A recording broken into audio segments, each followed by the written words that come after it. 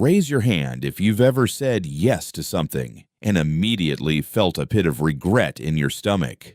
Yeah, same. Most of us treat our energy like it's an unlimited resource. We agree to late-night favors, take on extra projects, and hang out with people who drain us, all because we're terrified of looking selfish. But here's the cold truth. Every single time you say yes to someone else out of guilt, you're saying no to your own goals, your own peace, and your own rest.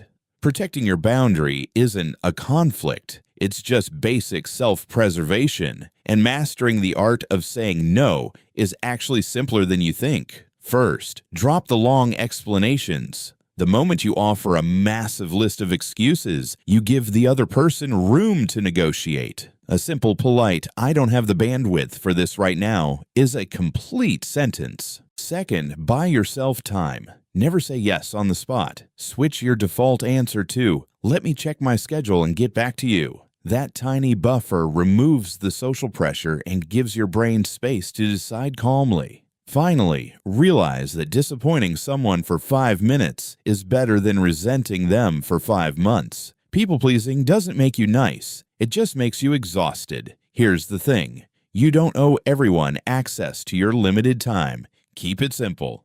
Take a breath. Hold the line. You didn't just protect your time. You completely reclaimed your life.